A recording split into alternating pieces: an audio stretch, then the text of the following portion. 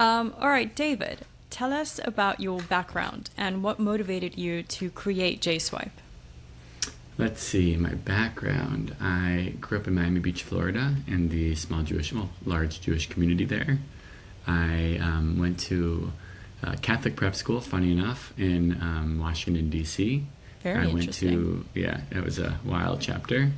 I went to Babson College, a small school for entrepreneurship in Boston for college. And then I moved to New York in 2010. And I moved to New York to meet a nice Jewish girl. I moved to the Upper West Side because I was told that that's where they all lived. And then I proceeded to have just the most ridiculous, kind of uncomfy, definitely awkward at times experience. This is dating apps or pre Tinder, pre J Swipe. Um, Doing all the things that one would do at that time, and I think still today in the Upper West Side to try to meet someone. So I was on the shul circuit. You go to this place for Friday night dinner, then you go to a different shul in the morning for kiddush, and then you roll in right at the end of shul, and there's tons of people there. It's kind of like spring break meets shul and matchmaking. If you've never been, I think Planet Earth should do an episode on the Upper West Side Jewish dating scene because it is certainly a funny one. I'm sure it's coming after Jewish matchmaking.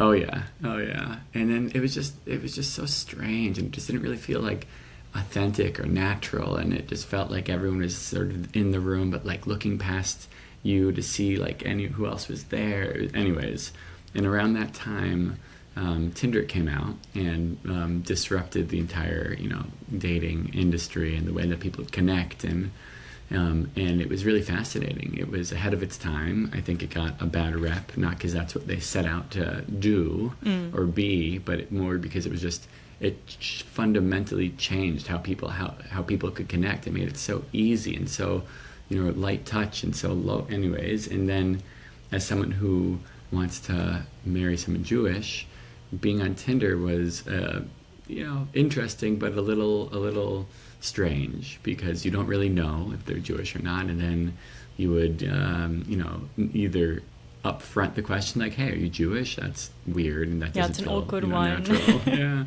or you don't ask, and then you assume, and then you maybe just not wasting both people's times. Right. Or it just always, anyway. So I jokingly say, but I don't really know if I'm joking, that I think people are how'd you come up with the idea? And I think that almost any Jewish person on Tinder must have thought about the idea. We just did it. It was all about action. I think ideas are a dime a dozen, and action is really what makes things happen. And so we were, early. We were, we delivered, a quick, beautiful product. I think it was, right time, right place, lots of luck, lots of miracles, some blessings, some magic, and poof, here we were. In Jewish there, Tinder. Yeah. I love that. And question from our editor.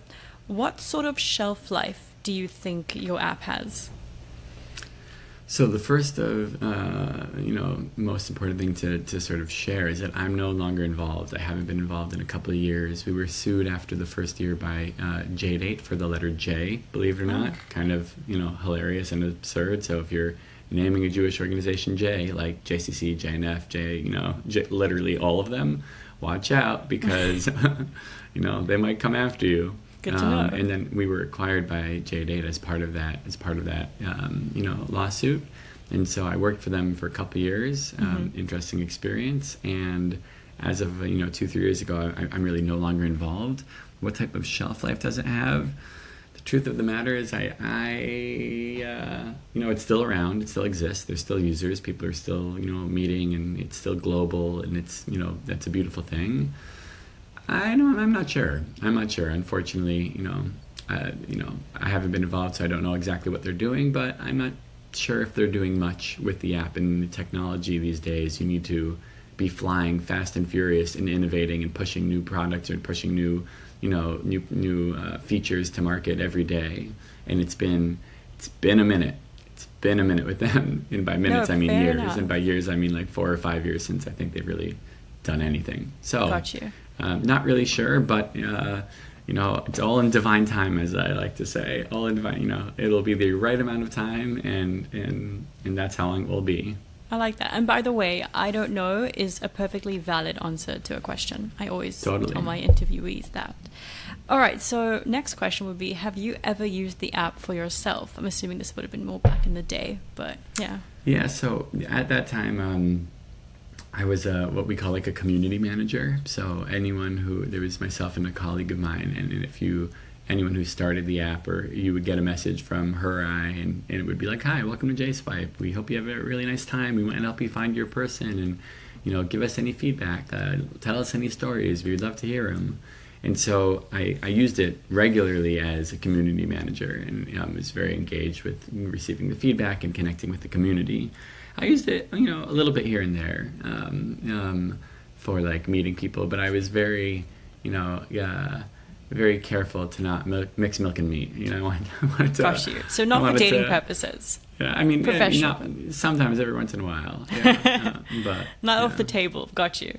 And do you know of any like public figures or celebrities that have tried out JSwipe? That was another question that our editor wanted to know. It's funny. Like, I know there definitely were, because I remember seeing them. I remember hearing the stories. I think we even like tweeted or like Instagrammed about like the people that we saw or people saw on the app. I don't remember who. But yeah, I know that there were a handful of Jewish celebs who tried it at, in its peak, in its heyday. I mean, it would make sense. It's a global name. Alrighty. How often do people message you about like their matches leading to marriages? Kind of like what Leo just said to you earlier. So, if I'm being honest again, like I think we're about 3-4 years post Prime. We had a real run, and the run was 2014 to 2019, maybe 2018. And during the in its prime, every day, or at least definitely a couple times a week, I'd be getting like DMs, I'd be getting messages, I'd be getting emails. Would you be getting invites to weddings? Yeah, actually, a couple. It was really sweet. I did not go, mostly because they were all far away. But I would have gone just because, like, why not? YOLO. Yeah, I would have rode that wave. That's awesome. Yeah. For me, it's like my dream to make shidduchs. I don't know why. I just get such like nachas out of it. I've only made 2. But yeah, the fact that you founded JSwipe, you're probably responsible for more than we can count. When we stopped counting, and that was again maybe 6 years ago at this point, it was like 10,000 plus marriages, and I think at this point it's probably in the tens of thousands, which is pretty wild. You are going to heaven over and over and over again. Well, no, extra credit, so we could just share. We could all share those blessing points. I'll take it. A blessing point for you, a blessing point for you. We all get blessings. Yeah. All right. So now a lot of people don't know this, but when you founded JSwipe in 2014, that wasn't the only venture that you were busy with. You launched another called Millennial, which I was hoping you could tell us about, and a little bit behind the strategy of launching both those companies at once. Sure. Well, I don't know if I'd do that again in terms of both at once. It was a lot. But I do, have ADD and enjoy multitasking, and so I guess it was helpful and fun in a way. But I mean, Millennial really evolved naturally out of, I've always just been a proponent of just diving into and sharing whatever it is I'm excited or passionate about. And when I moved to New York, in 2010 to meet a nice Jewish girl, like I mentioned earlier, I moved to work at a company called Mr. Youth. And Mr. Youth was the largest youth marketing firm in the country. We were, working with lots of large brands like Coca-Cola, Nike, Spotify, like cool big companies to help them target young people. And during that time is kind of when social media, Facebook came out, and it was even pre-social media being an industry. But when it came out, and I was very early to be, using the tools of Facebook and then eventually Instagram, but for marketing purposes and sort of on the front lines of figuring out how that's all done. I was determined to share that understanding or share that knowledge with the Jewish world. So I started giving for fun, for free on the weekends, I would drop into like different Jewish communities or to different Jewish organizations and give them like social media trainings or social media boot camps or, you know, youth marketing 101. And I was just doing this like out of passion and just like for fun, truly, like no agenda, no expected outcome, but just it was happening sort of organically. Someone would say, oh, we loved what you did here in this community. We're from the Israeli consulate. Would you actually would you do a quick tour of, you know, these 6 consulates and speak to the, you know, the staff and the communities there? And I was like, oh, sure, why not? And so I would do that, and then that would lead to another, you know, reach out or invitation, and I just kept on saying yes. And then honestly, time just got scarce. Like all of my weekends were booked. I was loving doing this. It was all for free. And then eventually, I don't know if it was, you know, someone who suggested it, maybe a mentor, but I created Millennial to essentially help, you know, it wasn't just the Jewish world at the time, but really ultimately became help the global organizations across the Jewish world understand younger people, understand my generation, you know, the next generation, and understand best in class, almost like, in my mind, prerequisite, like, tools like the internet, like, you know, how to have a beautiful website, how to use social media, how to have it look good, because most of the Jewish world, unfortunately, looks so bad. Like all the websites look like they're from 1990 still. Not all, but most. And right. Like, and then we wonder why young people don't like care or like aren't as engaged. Well, like, duh, the product that is being served up looks like it's AOL.com, and we're way past that in every other area of our life. And I don't think we should have to accept that, you know, just in the Jewish world, because, well, there's no because they don't get it. So I guess the mission or the strategy was helping the Jewish powers that be, or what I call Big Jewish, which is like Jewish institutions, Jewish foundations, Jewish federations, Jewish, you know, the whole gamut, understand how to, you know, connect, engage, and appeal to the next generation of Jews. Got you. So why launch it the same year as JSwipe, or was that just like a timing? Just kind of happened. It just kind of happened. Like that was already actually in the works. That was what was planned. I, you know, had my first client, which was Birthright Israel, who is still my client today. Long, deep partnership, and I have great admiration, respect, and, you know, love for them as an organization and their mission, everything they do, and. That was sort of like that train, you know, had left the station. We were launching Millennial, and then JSwipe was honestly originally like a side project, and it was kind of like a joke. Like we thought it was funny, and thought, let's see what happens, and then it just blew up very quickly. We grew like week 1 or month 1, we were like, I don't know, 30,000 users. Month 2, we were like 50-something thousand. Month 3, we were like 80,000. Like, it was just growing, and so. Then at that point, like both of the cats were out of the bag, and I was like, "Oh, okay, let's go." And then I'm a also there was successful some entrepreneur. synergy. There was some synergy. Millennial did all of like the marketing and branding and, you know, social and, you know, all the marketing for JSwipe. So there was, you know, there was a symbiotic relationship. But yeah, it was a wild ride. At what point did you realize with JSwipe, like, oh my gosh, like this is legitimate? I mean, pretty quickly after launch, like after month 1, when we had 30,000 users, or in a rocking and rolling like user experience, and the app was great, and we were getting great messages and great feedback and great press, and it was like, holy moly, it surpassed expectation. A thing. Oh yeah, I mean, I thought it would be a thing. But I had no idea it would be like the level and degree of thing that it became, and the way and the speed that it grew, and the journey that it took me on was like completely, it just blew my mind. And what a blessing, and you know, truly. That's such an awesome success story. I love that. Now, shifting gears a little bit, since we are chatting for Jewish News, what would you say Judaism means to you? Judaism to me, a culture, a peoplehood, a story, a lineage, a religion, although oddly and funnily enough, that's the least, you know, resonant with me.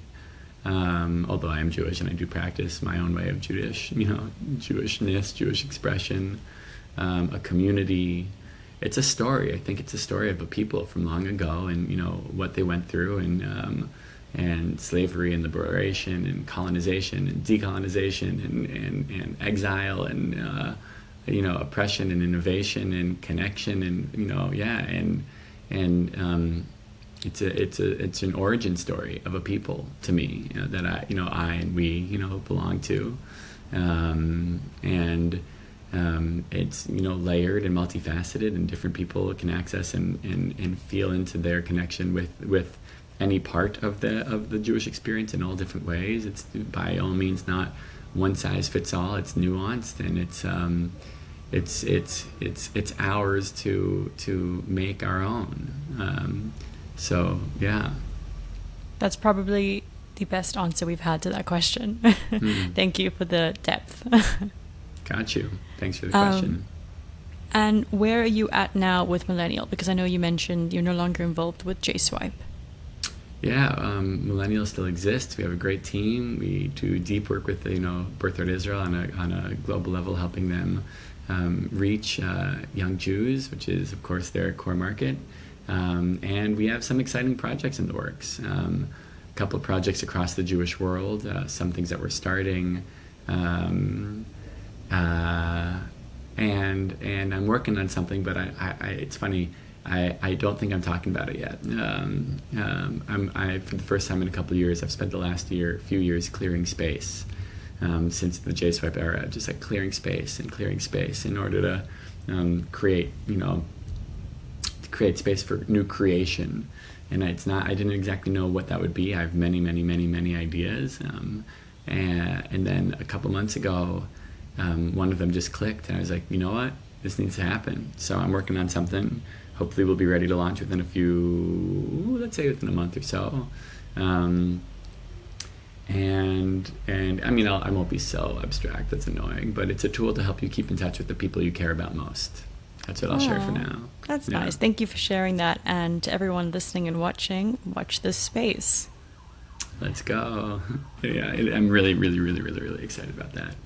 But that's awesome. Plan for Millennial is to continue helping global Jewish organizations, try to, connect with young Jewish people. And unfortunately, most of them still need a lot of help.